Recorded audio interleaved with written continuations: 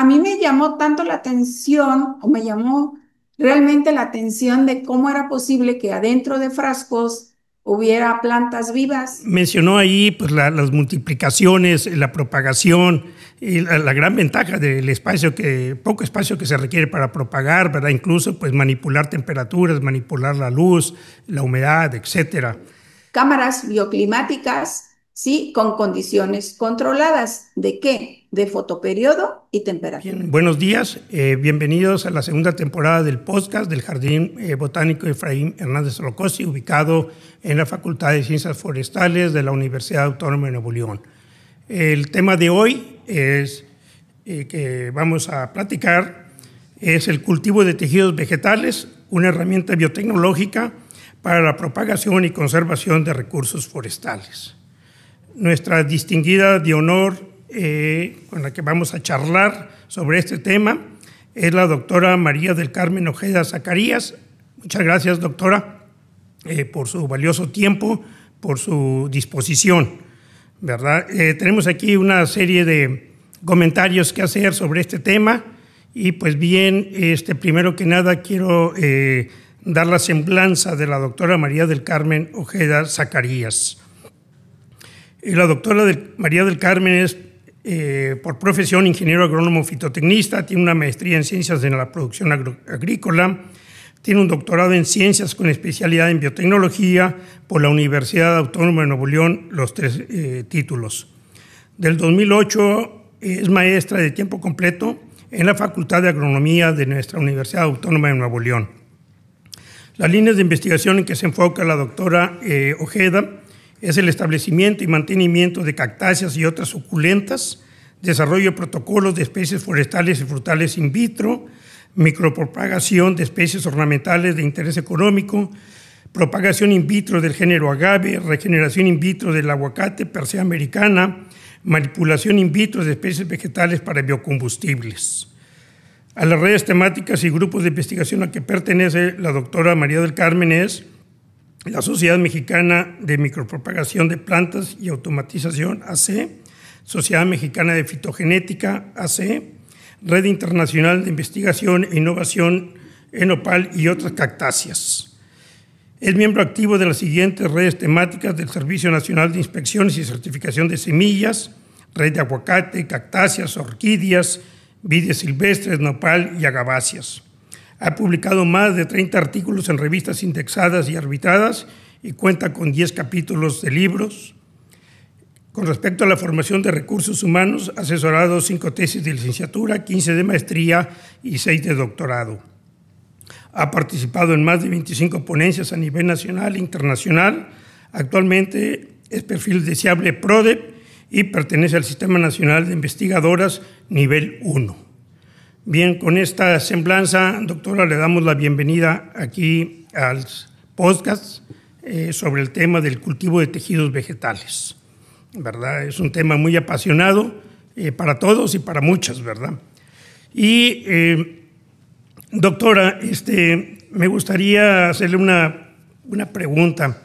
Platíquenos un poco sobre la historia de cómo fue que se inspiró en esta disciplina del cultivo de tejidos vegetales. Muy bien, pues primero que nada, muchas gracias, doctor, por la invitación de estar compartiendo aquí mis experiencias aquí con ustedes. Y sí, efectivamente, yo cuando supe de la técnica, pues fue en la oferta educativa que ofrece la universidad. Yo fui a la explanada de la rectoría y pues ahí estaban las carreras, ¿no? Y mi mayor sorpresa fue que vi un póster que era de cultivo in vitro y era de un maestro precisamente de aquí de la Facultad de Agronomía, el doctor Elías Treviño Ramírez. Él acaba de regresar de Costa Rica de su maestría. Él había trabajado con, con embriones inmaduros de café y bueno, a mí me llamó tanto la atención, o me llamó realmente la atención de cómo era posible que adentro de frascos hubiera plantas vivas y y bueno, el gusto que me dio es de que ese póster era de un maestro de aquí de la Escuela de Agronomía. Yo creo que yo estaba como en cuarto, quinto semestre, yo todavía no los conocía, ni a él, ni a la doctora Elizabeth. Total, regreso a la escuela y empiezo yo pues, a buscar al doctor. Entre la búsqueda me encuentro que también la doctora Elizabeth acababa de regresar también de su doctorado y prácticamente ella era la que estaba haciendo las gestiones para hacer un laboratorio de cultivo de tejidos o empezar a trabajar la técnica. Le estoy hablando más o menos alrededor de 1988, más o menos. Ay, ya me van a calcular la edad, perdón. Pero bueno, fue más o menos en esa época y eh, después de ahí, pues yo realmente sí quería aprender la técnica eh, y tenía que ser con alguien, si digo, bueno, si ya que hay dos personas que trabajan o que ya tienen conocimiento en la técnica, pues bueno, sería ya después cuestiones del destino, que la doctora Elizabeth me dio clases en ese semestre y ella era la que iba a empezar con las gestiones del laboratorio, entonces pues me metí después a realizar el servicio social ahí con ella. Y ya cuando pude realizar la tesis, pues también empecé a desarrollar una tesis ahí con ella, que fue con un cactus, precisamente el cactus estrella o el Astrophytum capricorni, que hoy en día todavía se encuentra en la norma 05910 de la Semarnat, ¿verdad? Todavía Sí. ahí está en la lista como las especies endémicas en peligro de extinción. Entonces, algo curioso que también a lo mejor hoy en día dirían, bueno, pues es que ya desde los noventas ella está trabajando con la técnica, sí, nada más que sin lo necesario e indispensable para poder trabajar con la técnica. Yo realmente la tesis de licenciatura, yo la desarrollé sin campana de flujo laminar. O Mm. sea, Mire, qué fue bien. algo así que en cuestiones rústicas, de hecho no había laboratorio de cultivo de tejidos, yo lo desarrollé en el de fisiología vegetal, pero pues sí, realmente el encargado de ese laboratorio nos cedió el almacén y ahí era donde yo me metía y pues ya sabrá cómo salía, con dos mecheros y asperjando por todo el cuartito eh, Alcohol. el alcohol, etcétera. Entonces, pues bueno, esa fue realmente cómo llegué yo a trabajar y que hoy día todavía pues estoy trabajando con la técnica, Muy pero bien, así doctora. fueron mis inicios. Sí, de hecho, pues todos tenemos un día para iniciarnos en lo que nos gusta trabajar, y más en la universidad, en un laboratorio de química, de física, en un laboratorio de cómputo, bien en un laboratorio de cultivo de tejidos, de suelo, en fin, es muy importante cómo iniciamos nuestra carrera en la docencia, en la investigación sobre un determinado tema, ¿verdad? Eh, Ajá. Recordemos que esta semana se celebra el día 10 de octubre, el Día Nacional de las Cactáceas. Entonces, pues también en este marco, hacemos esta celebración para tener este podcast, ¿verdad? Del Jardín Botánico de Efraín Hernández Solocoschi. Muy bien, Pues doctora. sí. Eh, ¿Por qué es importante hoy en día el usar esta herramienta biotecnológica del cultivo de tejidos? ¿Qué nos puede platicar? ¿Qué nos puede compartir?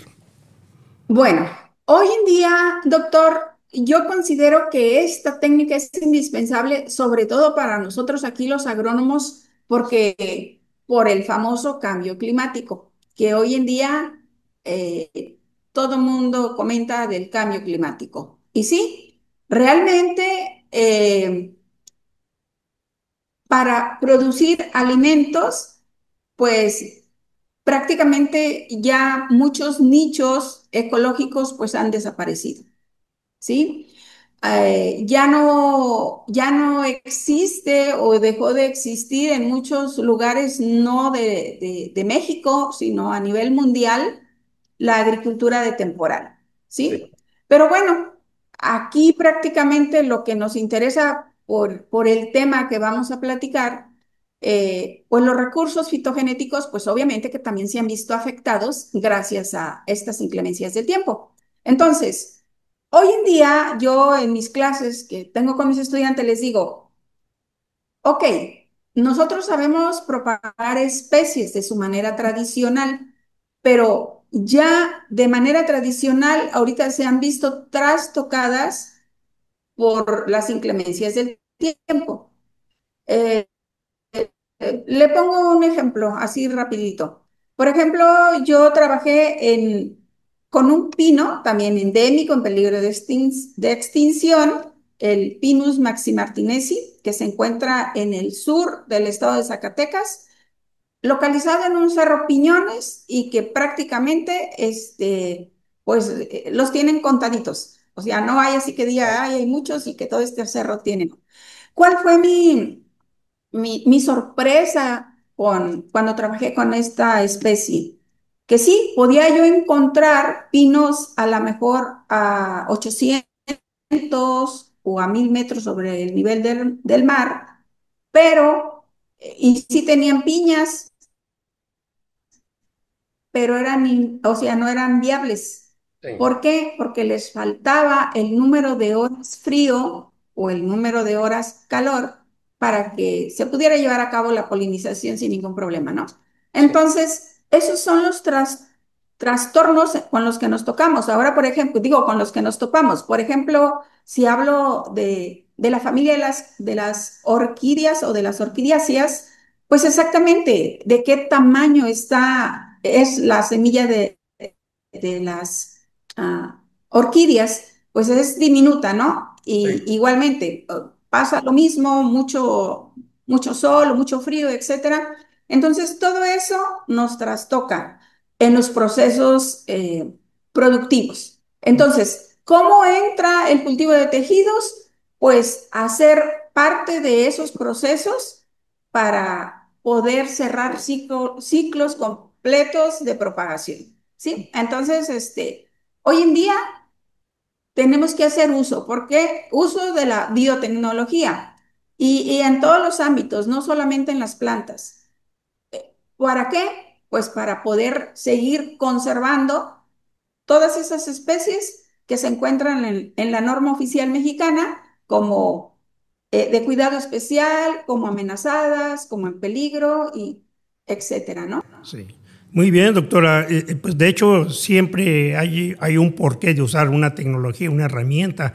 Y esto me lleva a la siguiente pregunta. Bueno, utilizamos el cultivo de tejidos como una herramienta para propagar especies de cualquier enfoque, ¿verdad? Agronómico, forestal, frutal. En nuestra facultad, pues contamos con nuestro jardín botánico, Efraín Hernández Solocossi. Tenemos un vivero también de plantas nativas y un vivero forestal. ¿Qué ventajas de lo que usted ya mencionó puede usted compartirnos sobre qué ofrece el cultivo de tejidos con respecto a la propagación de plantas por los métodos tradicionales en viveros o en invernaderos? ¿Qué ventaja nos puede usted compartir sobre el uso de esta biotecnología? Ok, bueno, las ventajas que podríamos estar considerando de esta técnica del cultivo de tejidos vegetales, pues es principalmente que requerimos o se requieren cantidades mínimas de material vegetal. ¿Qué quiero decir con esto? Que podemos utilizar cualquier parte de la planta para poder desarrollar un protocolo efectivo dependiendo de la especie, ¿verdad? Todo esto va a ser de acuerdo a la especie que estemos tratando de manipular o de multiplicar, a, a la familia de esta especie y también ir pensando en el resultado, ¿sí? Si yo lo que quiero es producir ejemplares igual o hacer la clonación, o también puedo estar manipulando ese material pues con algo otros fines, como cuáles, pues sabemos que las plantas pues tienen metabolitos secundarios, entonces nos podríamos ir también por esa ruta, los metabolitos secundarios, pues ya sabemos que aterrizan pues en la medicina, en la área culinaria, en la cosmética, etcétera, ¿sí? Pero bueno, ir pensando en qué es lo que queremos obtener como Obten. resultado final. Sí, ¿Qué otra cosa es que lo podemos realizar en cualquier época del año? O sea que no necesariamente tenemos que esperarnos a que se den las condiciones ambientales para poder multiplicar o manipular ese material. Entonces, nosotros lo podemos hacer en cualquier época del año, por lo cual nos atrevemos a decir que en tiempos determinados cortos. ¿Por mm, qué? Porque si yo, por ejemplo, quiero manipular una especie que es en la época de invierno, pues no necesariamente me tengo que esperar hasta 2 meses a que lo pueda hacer, ¿no? Entonces, esa es otra de las ventajas que podríamos estar platicando. La generación de individuos es prácticamente ilimitado. ¿Por qué? Porque dentro de la técnica de la multiplicación in vitro, pues hay una etapa que nos permite, que así se llama multiplicación de brotes, que es la que nos permite llegar hasta el número de individuos deseados, sí, ¿sí? Esto va a depender de qué? De la capacidad de regeneración de la especie. No todas las especies se comportan igual. Todas las especies tienen características propias. O sea, a veces dentro de la misma especie, pues podemos tomar como antecedente algún protocolo, pero no es seguro que vayamos a tener éxito, ¿sí? Cada especie por individual tenemos que desarrollar un protocolo idéntico. Yo aquí, por ejemplo, de repente a los estudiantes les digo, miren, mis dedos de la mano, todos tienen el mismo ADN, ¿verdad? Pero ninguno de ellos es igualito. claro. Entonces, cada uno de ellos requiere necesidades específicas. ¿Qué otra ventaja podríamos tener? Pues que en espacios relativamente pequeños, y yo, por ejemplo, ahorita que le menciono, o que le mostraba un frasco, por ejemplo, ahorita le voy a mostrar por aquí esto. Miren Esta nomás. caja Qué es bonita. de agave, de una variedad de agave, ¿sí? Muy bien, fíjese. Entonces, en esta recipiente yo tengo muchas plantas de agave que si yo también tuviera un semillero en campo abierto, pues para yo tener ese banco de germoplasma en campo abierto, pues necesito muchísimo más espacio y más cuidados y más trabajadores, etcétera. ¿Sí? Entonces, el espacio que requerimos para mantener nuestro material resguardado es mínimo. Ujú, muy bien, fíjese. Es posible también, como son propagadas in vitro, pues asegurar que van libres de patógenos o Claro. limpias. Y si no, pues para eso, para el mercado internacional, pues ya sabemos que pues hay unas técnicas específicas como es un PCR o una prueba de ELISA, etcétera, algo más certero para poder certificar que van libres de patógenos, ¿sí? Muy bien, doctora. Eso me recordó en mis tiempos de posgrado haber llevado un curso sobre cultivo de tejidos y fue muy bonito, ¿verdad? En las diferentes prácticas, oportunidades que tuvimos ahí de llevar los laboratorios. Inclusive en una ocasión por ahí visitó la doctora Elizabeth Cárdenas el laboratorio donde yo estaba realizando algunas prácticas e investigaciones ahí en la Universidad de Texas A&M University, allá por los años de los 90, ¿verdad? Principios de los 90. Y bueno, pues me llevó a recordar esos tiempos, ¿verdad? Fíjese, pues yo también Sí. estuve en la Texas A&M en A lo el mejor 2000. coincidimos, doctora, pero no en espacio, pero sí en el tiempo, ¿verdad? Yo estuve por allá con ellos como en el 92, Sí, que sí, era sí. cuando yo iba a entrar ya a la maestría y andaba por Fíjese. ahí, pues Sí, capacitándome también. sí, yo estaba ahí en el área del laboratorio de cultivo de tejidos del doctor Ronald Newton, ahí en el departamento forestal, ¿verdad? Ahí estuve, y ahí me recuerdo haberlos visto, ¿verdad? La doctora Elizabeth y a otra colega.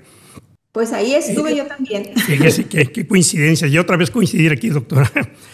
Eh, Doctora, mencionó ahí pues, las multiplicaciones, la propagación, y la gran ventaja del espacio poco espacio que se requiere para propagar, ¿verdad? Incluso pues manipular temperaturas, manipular la luz, la humedad, etcétera. En este marco, doctora, ¿cuáles son las distintas fases del cultivo de tejidos vegetales? ¿Qué nos puede platicar? ¿Qué fases se llevan? Muy bien. El esquema general de la propagación de cualquier especie, pues está regida de cinco fases. De esas cinco fases, tres son de cultivo in vitro, 100%, y las otras dos son ex vitro. Bueno, la primera que yo le podría estar comentando aquí, que es la etapa de acondicionamiento o la etapa de donde uno consigue una planta elite o una planta certificada, ¿verdad? Eso es la primera etapa que tenemos que tener cuidado. ¿Por qué? Porque recuerden que lo que nosotros vamos a hacer aquí va a ser clonación. Entonces, la planta donadora o la planta madre que nos va a servir para hacer clones o para multiplicarla al número de individuos que necesitemos, pues tiene que estar en óptimas condiciones y que cumpla con las características de una planta élite, ¿verdad? Entonces, ya que nosotros seleccionamos el material vegetal que vamos a manipular, en ocasiones pues viene de campo abierto, cuando no podemos, cuando no hay nada de una especie, pues hay que estar a prueba y error. Lo que también podemos hacer es acondicionarla antes de empezar a manipularla, como pues a veces son con horas luz, horas calor, a veces son con frío, a veces, o sea, tratamientos de escarificación, estratificación. Primero hay que acondicionarla. Claro. No todas las especies, también dependiendo de qué parte de la planta es la que vamos a tomar para multiplicarla. Pero bueno, tenemos que hacer acondicionamientos. Sí. Y eso yo creo que es la clave. Yo les digo aquí a los estudiantes, fíjense bien, si ustedes no tienen éxito en el tratamiento de desinfección, es porque probablemente no hicieron un buen tratamiento de desinfestación. ¿Qué quiero decir con esto? De que tenemos que lavar muy bien nuestro material vegetal y a veces ahí está la clave de que el material vaya bien lavado para la primera etapa, ¿sí? Entonces, ya en condiciones asépticas, bajo una campana de flujo laminar, pues desarrollamos o establecemos en condiciones asépticas ese material vegetal, ¿sí?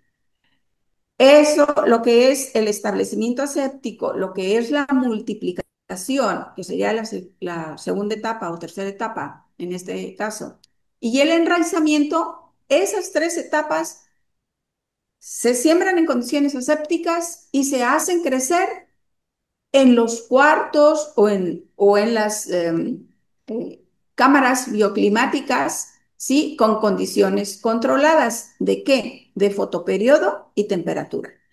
Y esto también va a depender de la especie que estemos manipulando, ¿sí? No es lo mismo manipular una crasulaceae que, por ejemplo, una herbácea, etcétera. ¿Sí? Claro. Entonces, dependiendo de la familia, son las condiciones que vamos a necesitar. Y ya por último, pues todo lo que nosotros podemos multiplicar y enraizar in vitro, tenemos que pasa a la etapa de aclimatización, Empatización. que es la planta mientras está in vitro, pues tiene condiciones autótrofas, ¿verdad? Sí. Porque nosotros le estamos dando todo lo que necesita para que ella nada más esté ahí, Feliz. creciendo, pero ya en condiciones de aclimatización, pues entonces ahí ya empezamos a enseñar a que por ella misma empiece a adquirir sus alimentos, a que cierre sus estomas, porque estando en los frascos, pues obviamente que está con una humedad relativa del 100%, los estomas abiertos, entonces hay que enseñarla a que empiece a endurecer sus tallitos, etcétera, y cerrar sus estomas, etcétera. Y bueno, esas en sí serían 5 etapas o fases para poder desarrollar un protocolo o una técnica para cualquier especie. Sí, sí, es interesante, ¿verdad? Las diferentes fases. Yo recuerdo al inicio de mi investigación doctoral, iba a trabajar con la adaptación de raíces de maíz, de raíces de plantas de maíz, a la salinidad. La salinidad puede ser de adaptación conforme se va aumentando la concentración, o bien de choque osmótico. Y bueno, estábamos implementando allí una técnica para ver la adaptación en cultivo de tejidos de las raíces, sobre todo más citoplásmicas, los ápices, con respecto a las concentraciones de sal en el medio, ¿verdad? Y pues bueno, también puede ser una herramienta que estamos visualizando para conocer la adaptación, ¿verdad? La plantita que nos mostró hace unos momentos, doctor, ¿en qué fase está? La que nos mostró ahorita, ¿no la puede volver a mostrar? ¿En qué fase estaba ahí del...? La de agave. Sí, la de agave. Esta está en etapa de multiplicación. Multiplicación. Y sí, aquí le voy a dar vueltecita Claro, para... sí, muy interesante. prácticamente nosotros ponemos pues una yemita y luego, dependiendo de la capacidad de regeneración, pues ahí ya en cada montículo podemos observar más de un brote, Y ya de ¿sí? lo que seguiría de allí es hacer la extracción de cada uno de ellos y llevarlo pues a una fase pues Sí, de adaptación, una climatización, como usted lo mire, mencionaba. aquí no sé Sí, si se puede sí, observar, son las raíces, sí, ¿sí? Entonces también hay que tener cuidado de que a veces en la etapa de multiplicación, por las auxinas que podrían venir ahí endógenas o citocininas, ahí mismo en esa etapa podríamos obtener ya raíces sin tener que pasarlas a la etapa de enraizamiento in vitro, claro. ¿sí?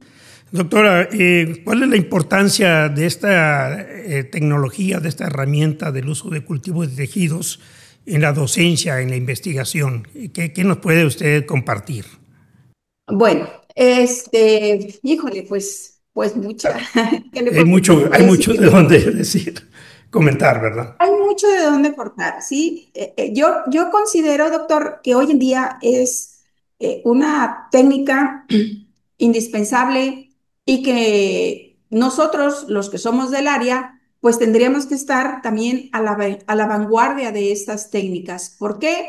Porque pues recordemos que, por ejemplo, cada día pues hay más necesidades de alimento, cada día hay, o sea, el mundo está en constante cambio. Acuérdense que también mencionan por ahí que el número de personas que tenían proyectado para el 2025, perdón, para el 2030, pues ya ahora en el 2025 ya llegamos y ya lo superamos. Ya lo Entonces, hay rebasamos. 5 años que ahí en el aire, ¿no? Que se requieren alimentos, que se requieren, pues todo, vivienda, etcétera.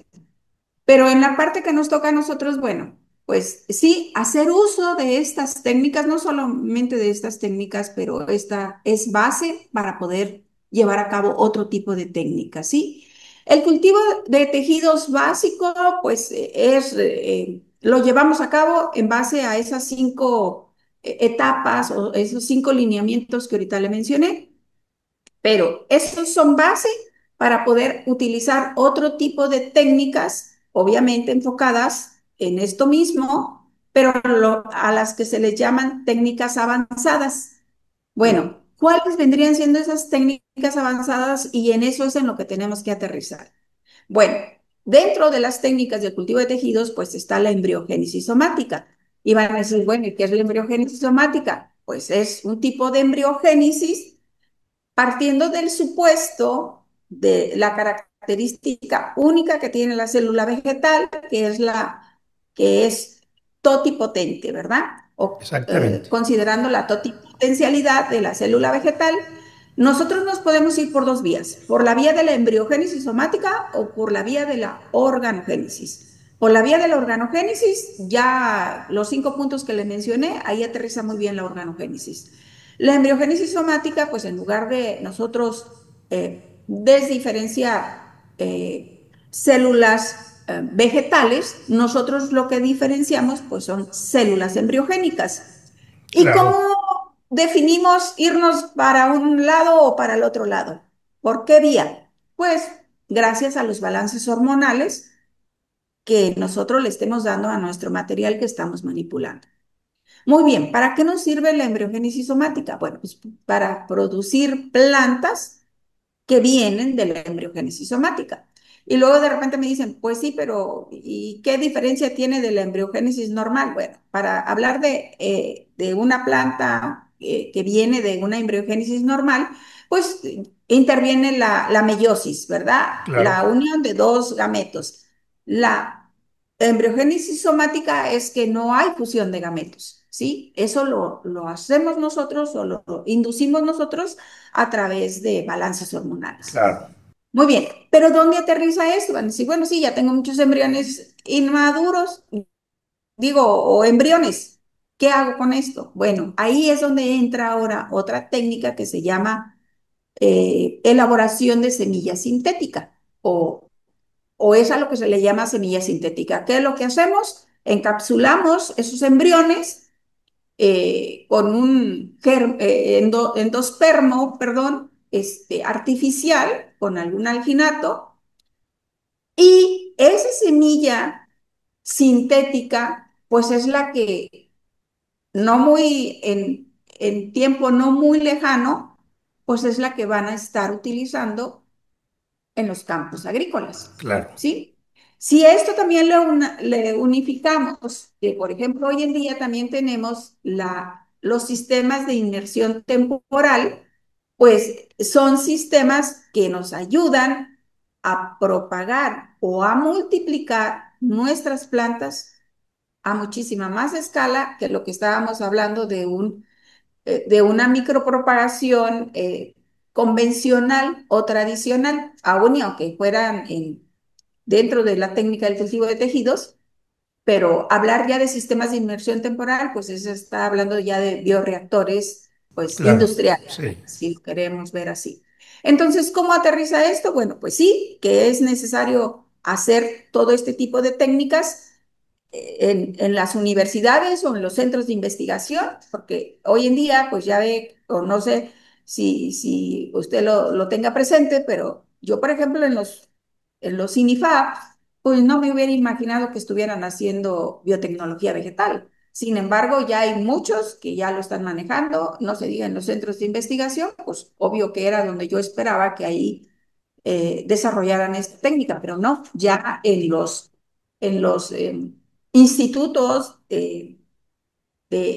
por ejemplo, los CINIFAP, que es donde aterriza la agricultura, pues están utilizando cultivo de tejidos. Yo estuve en el de Chiapas, en el de Sí. Tapachula, Chiapas, y ahí tienen un laboratorio de biotecnología vegetal. Muy bien, qué Entonces, interesante.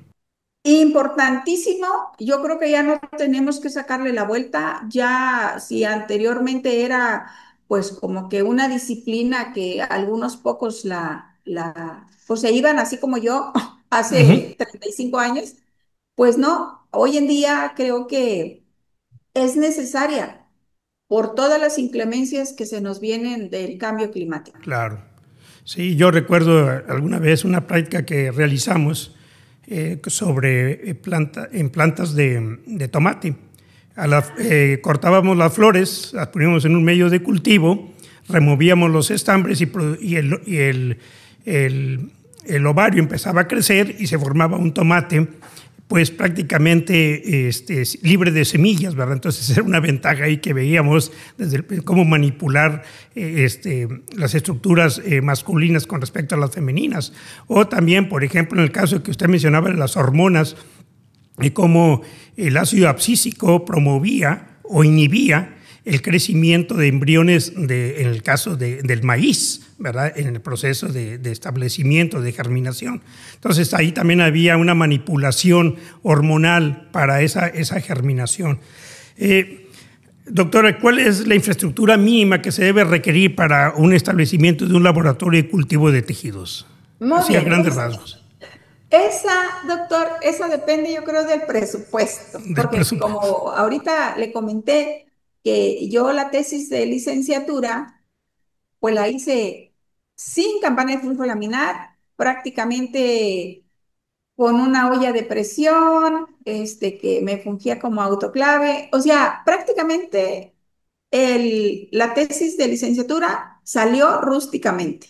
Y Entiendo. luego después de ahí me voy allá con el doctor Newton a college. Entonces, híjole, así como que del cielo a la tierra, ¿verdad? Porque allá me capacitaron, o estuve allá, pues en un laboratorio de punta, de primer mundo, y luego llego acá a la facultad y pues nada, o sea, nada de nada. Otra Ni sorpresa. siquiera, ni siquiera campana de flujo laminar. Entonces, pues ahí como que también eso me sirvió porque dije, bueno, si yo logro desarrollar aquí una metodología o desarrollar o multiplicar una especie sin nada, pues ya teniendo toda la infraestructura, pues pues yo creo que puedo lograr más. Pero es muy fácil. En Marín, que también hay coordina un laboratorio, pues es un salón que se fue adecuando, ¿no? Pues aquí vamos a meter tabla rock para poder separar y hacer un cuartito de siembra. Y acá vamos a hacerlas crecer. Total, Se fue pues adaptando a la fuimos cosa. adaptando ahí pues el área general y que el área de incubación y que el área de crecimiento. Entonces, en sí, en general, yo creo que son de 4 a 5 áreas indispensables. En el área general, pues puede tener todo lo que son refrigeradores, anteriormente utilizamos los mecheros o lámparas de alcohol, porque era lo único que teníamos, pues ahora ¿cómo podemos fundir esos medios o clarificarlos? Pues a través de un horno microondas que en 10 minutos ya está fundido, cuando anteriormente nos tardábamos hasta 2 horas para poder, 2 horas y media para poder tener un medio fundido. Claro. Pero en el área general puede tener todo ahí mismo, puede lavar ahí mismo. ¿Qué áreas sí son indispensables? La área de siembra, como le decía, o la área de transferencia. La otra área es la área de crecimiento o el área de incubación. Si no cuenta con una área específica que tenga, pues, clima, que tenga los relojes o los timers para controlar los fotoperiodos y la temperatura, y la otra área es la área de aclimatación, ¿sí? Entonces, podríamos estar hablando de 4 áreas: un área general, y el área de siembra o transferencia, el área de incubación o de crecimiento y la área de aclimatización. Mira, qué interesante. Nosotros, por ejemplo, aquí en el laboratorio tenemos otra área que es la área de lavado, porque el área de lavado es la que siempre tiene mucho trabajo, pero mucho, mucho, porque si no estamos lavando los recipientes, estamos lavando el equipo de disección, estamos lavando todo, ¿no? Entonces, esa área, pues sí, Fundamental.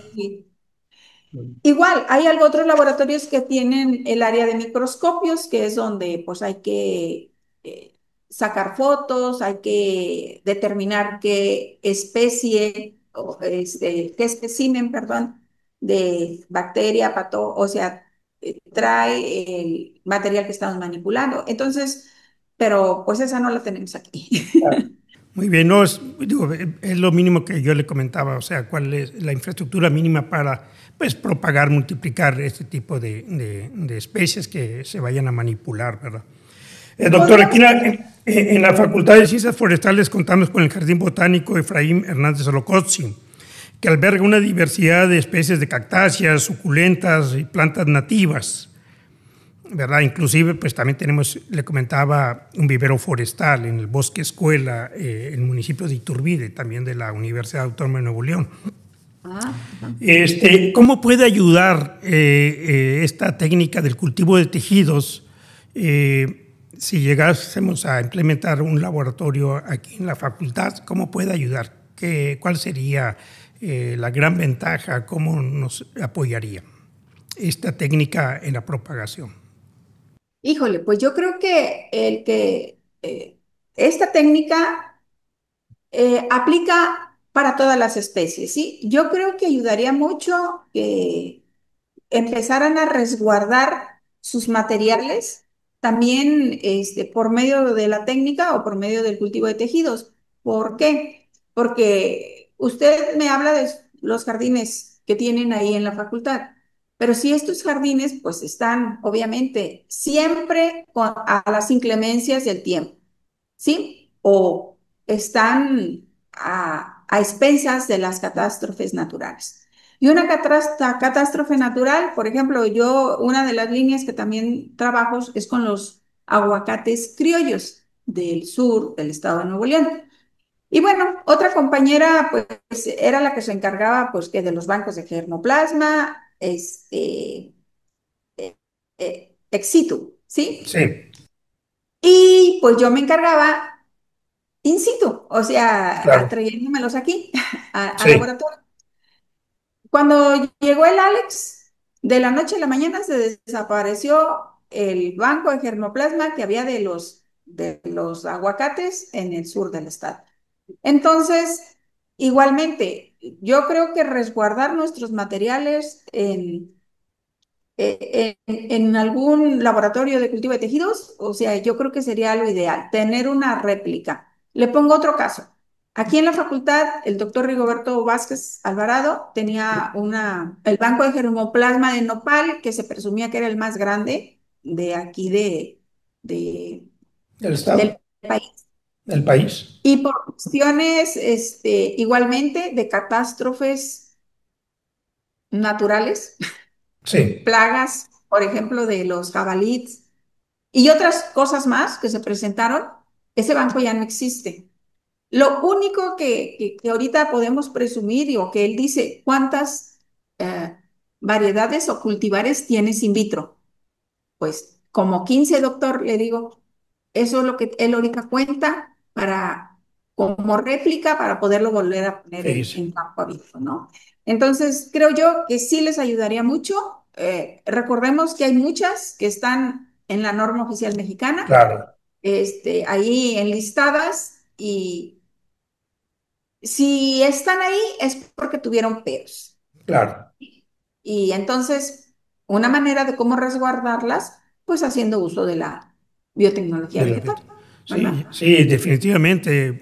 Este huracán Alex que nos afectó hace algunos años, en el 2011, aquí al noreste de México, bueno, pues afectó pues toda la infraestructura, no nada más vial, ¿verdad? Sino también vamos más allá hacia los campos, hacia los ecosistemas forestales, hacia las tierras de cultivo. Y obviamente pues ahí también se lleva de paso a los viveros. Y pues con la ventaja de tener este tipo de laboratorios, pues ahí estamos resguardando. De hecho, el año pasado, con la tormenta Alberto que se nos presentó aquí en el municipio de Linares, aquí en el sureste del estado, pues también tuvimos algunas afectaciones de pues, los excesos de humedad, cómo afectan pues la propagación de infecciones, el crecimiento de hongos, bacterias, y pues también pues, perdimos algunos ejemplares, ¿verdad?, de algunas especies, y todas son importantes, ¿verdad? Entonces, definitivamente el tener una opción de laboratorio pues es muy significativo, ¿verdad?, para resguardar estos recursos genéticos. Eh, en su experiencia, doctora, ¿cuáles han sido los principales retos que usted se ha enfrentado con el cultivo de tejidos, con el uso de estas herramientas? ¿Cuáles han sido los retos técnicos, vamos a decirlos así, ¿verdad? Los medios de cultivos, los balances hormonales. ¿Qué nos puede comentar? Bueno, ya ve que al principio que me presentó, por ahí mencionó que yo pertenezco a 6 redes temáticas. Ujú. Ok, no solamente trabajo con esas con esas redes. O sea, por cuestiones del destino, pues estoy trabajando con esas redes, pero no necesariamente con esas redes. Cada especie, doctor, tiene sus mm, condiciones o propiedades muy particulares. Entonces, cada especie nueva que entra a este laboratorio o cada especie que me llega nueva es un reto, ¿sí? Claro.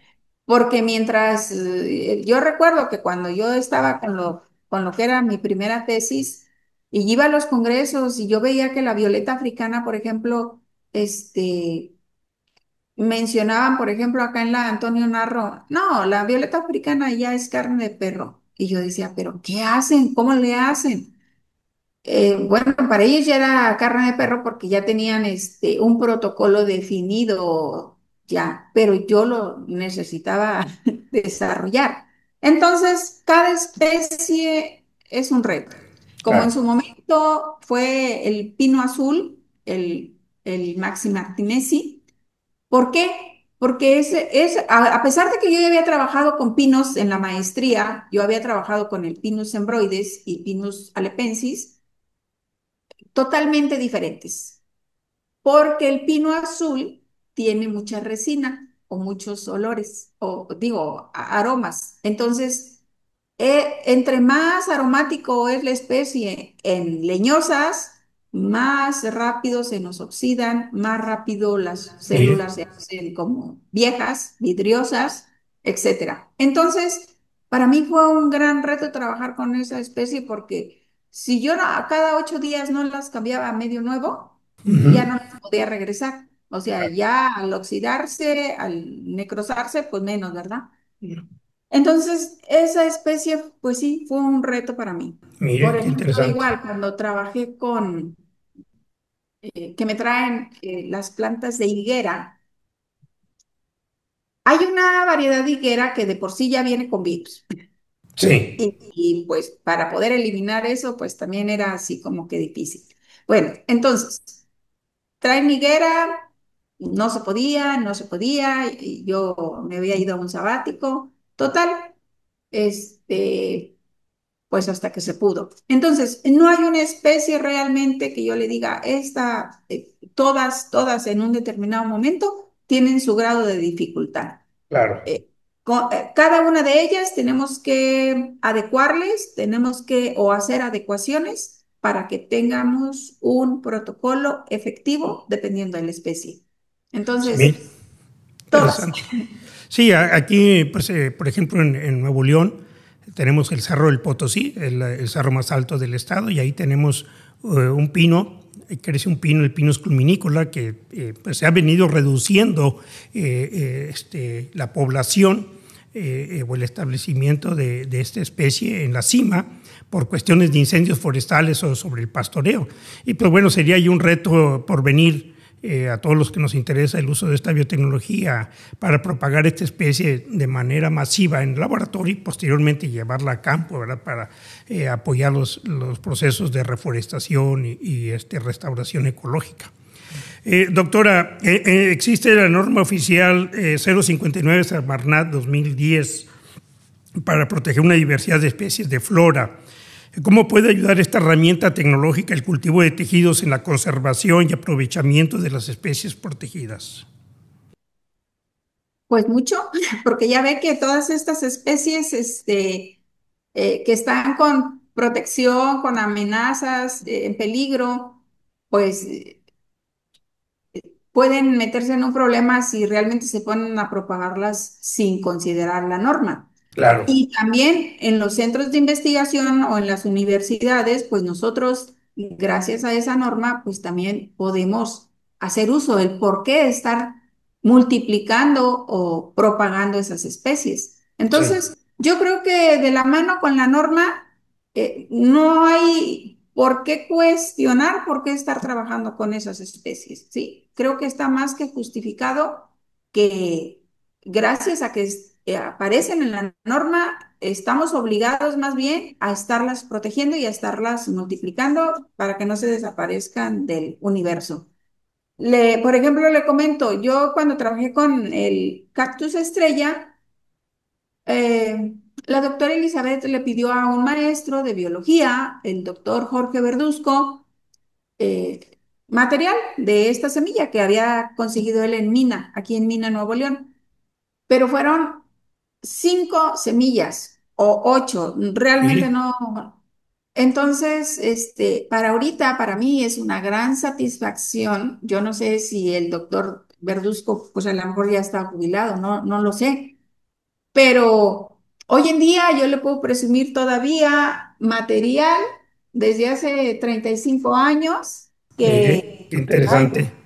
que todavía, mire, aquí los tengo, Mire, si se pueden observar. wow, Este es el Astrophytum capricorne desde hace 35 años fíjese nada y yo más, sigo manipulando pues aquí esta especie y fueron con 5 semillas. increíble. Que cuando me dijo la doctora, mira que el doctor, que esta especie, porque era esta especie o era trabajar con frijol, también resistencia a salinidad, cosas de esas. Y yo decía, bueno, pero si esta está en peligro de extinción, nadie le va a hacer caso porque pues el frijol es un cultivo, de la dieta del mexicano, etcétera. Entonces, me decidí irme por el cactus que estaba amenazado o en peligro. Mm. Y mire, Mire hasta aquí dónde llegó después de treinta y todavía, tantos años, fíjese. exactamente. Entonces, creo Sí, que vale la pena, o sea, yo la verdad a veces lo que hago son,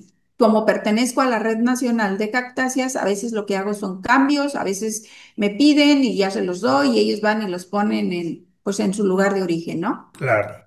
Entonces, pues para eso sirve el cultivo de tejidos. Creo que sí es una herramienta que yéndonos de la mano con la norma, podemos explotar pues muy bien.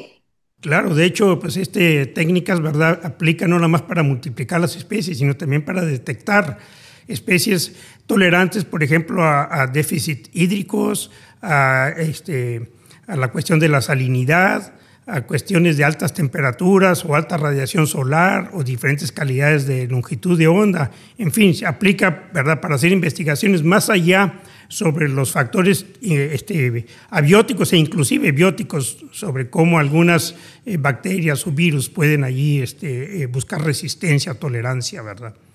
Y lo más interesante de todo esto, doctor, es que no necesita regenerar el individuo. O sea, todo eso se puede hacer a nivel celular. Claro. Trabajar con líneas celulares y ya donde tengamos una línea celular tolerante a cierta condición que nosotros necesitamos, pues ahora sí, ya en base a esas líneas celulares, pues ya las regeneramos, ¿no? Claro.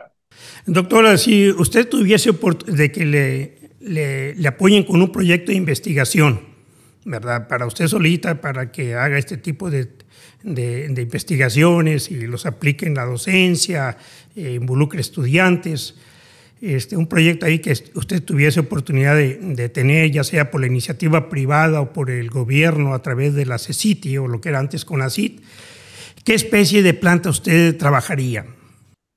Híjole, ya he trabajado con tantas que para mí creo que todas tienen un porqué, ¿sí? Pero ahorita le voy a decir. Por ejemplo, yo apliqué a ciencia básica, no salí favorecida, pero nuestro proyecto ahí era con las vides silvestres de aquí del estado de Nuevo León. Entonces, pues, yo qué le puedo decir, ¿verdad? A mí se me hacía que, pues, sí, les podría interesar, la. He trabajado con los criollos también aquí del estado de Nuevo León. También estoy trabajando ahorita con los agaves. Usted también no me dejará mentir, o todo el mundo sabemos de que, pues, que ya también la universidad tiene su mezcal. Sí, A mí lo que me preocupa un poco, ¿verdad? Pero pues yo no estoy involucrada en ese proyecto de, de que no están haciendo reforestación, claro. ¿sí? Y tarde que temprano, que más temprano que tarde, se lo van a terminar, porque sabemos, ustedes y yo, que el cultivo del agave de los comerciales que nosotros conocemos va de 6 a 8 años, y eso es en los comerciales. Ahora en los nativos, pues ahí se lo encargo. Puede Fíjese. ser hasta 80 años, 20 años, 40 años y lo que sea. Entonces, ahí hay que tener cuidado. Yo trabajo con agaves, algunos que son también aquí endémicos. No solamente con lo endémico trabajo yo, o sea, realmente es donde haya necesidad. Pero bueno, la pregunta sí concreta. Yo seguiría trabajando con cactáceas, seguiría trabajando con orquídeas, podría seguir trabajando con el aguacate, con los aguacates de aquí del estado de Nuevo León. Pues con las vides, pues ya también ando bien encarrilada también con Sí, vides nativas. Y pues no puedo dejar por alto los cultivos, claro. ¿sí? Por ejemplo, ahorita se acaba de ir un estudiante de doctorado que trabajó con caña de azúcar.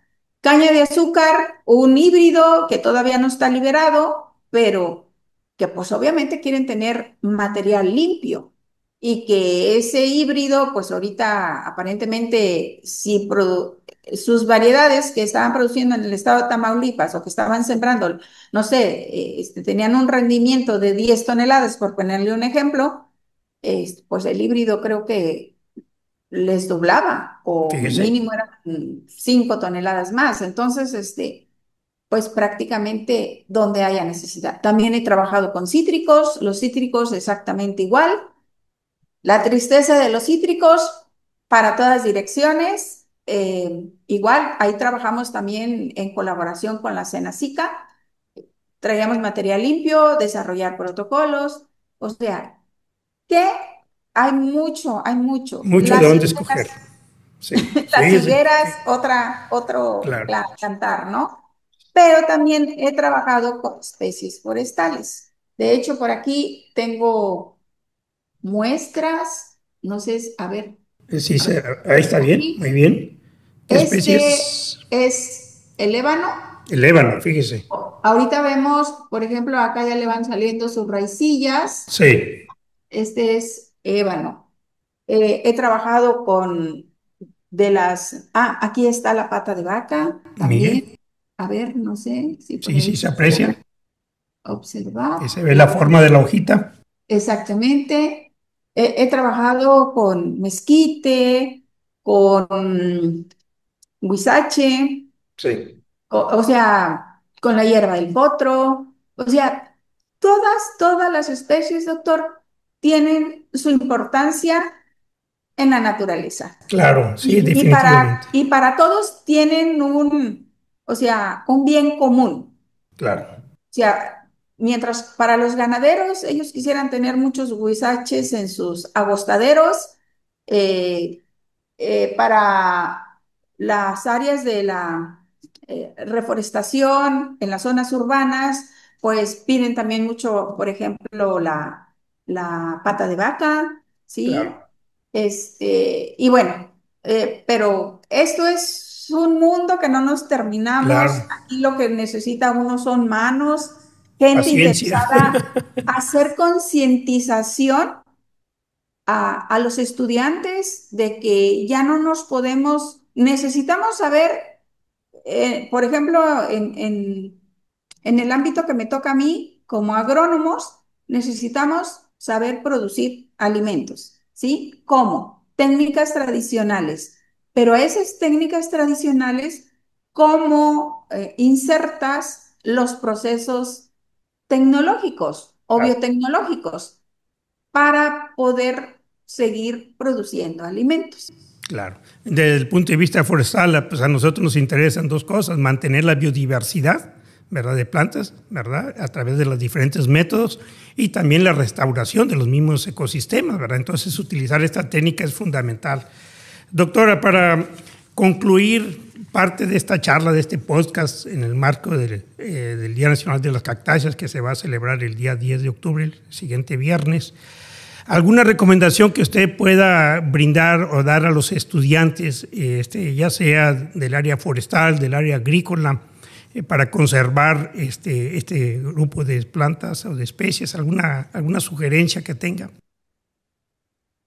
Pues yo nada más decirles que que tenemos que estar a la vanguardia, que ya no nos podemos conformar únicamente, como le mencionaba ahorita, con las técnicas tradicionales básicas, que estas herramientas son necesarias, estas y muchas más son necesarias, que ellos son los que deben de preocuparse, porque a lo mejor diríamos, bueno, pues nosotros pues ya nos cayó el 20 y estamos haciendo y estamos poniendo nuestro granito de arena, etcétera, pero ¿qué van a hacer ellos el día de mañana? ¿Sí? Porque el cambio climático sigue cada vez más Más haciendo lo evidente. que tiene que hacer, ¿sí?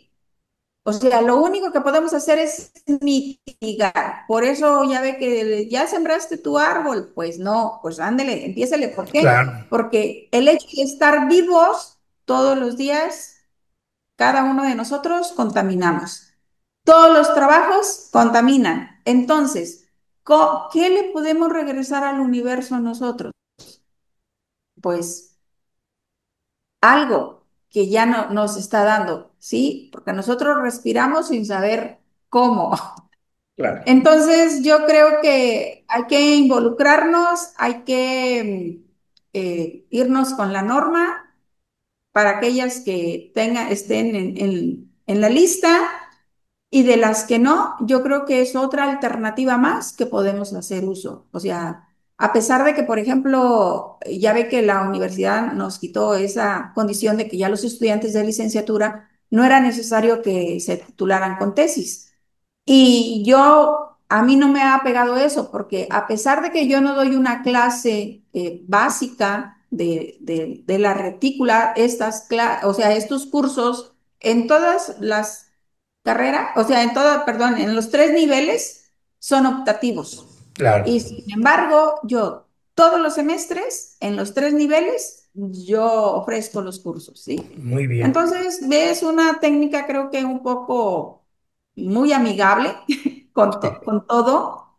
Y pues es gracias a eso a que siempre yo también puedo presumir que sí estoy formando estudiantes a nivel licenciatura por medio de la técnica, sí, que se están graduando por medio de la técnica. Claro. Sí, muy bien. Definitivamente son parte de las previsiones. ¿Algún comentario final que tenga, doctora? Pues no, pues nada más agradecerles a ustedes el hecho de que me hayan dado la oportunidad de platicarles en qué me entretengo yo aquí. Sí, muy Créanme interesante.